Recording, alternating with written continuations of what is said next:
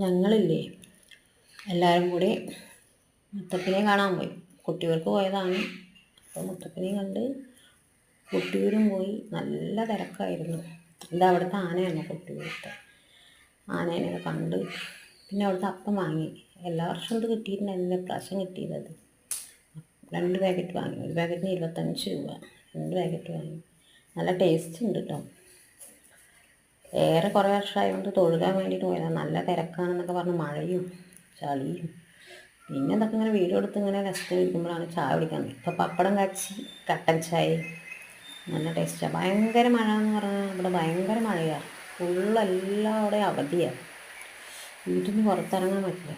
വന്ന് കുറേ അലക്കാനെല്ലാം ഉണ്ട്, പക്ഷെ അലക്കിയില്ല, തിരക്കായത്. ഇത് ഞാൻ അവിടെ നിന്ന് വാങ്ങിച്ചതാണ് കണ്ടപ്പോൾ രസത്തിന്. നല്ല സെറ്റ് സാധനം. ചായ കുടിക്കുക, നല്ല തണുപ്പൊക്കെ ആയപ്പോൾ ചായ കുടിച്ചിട്ട് വരാമല്ലേ.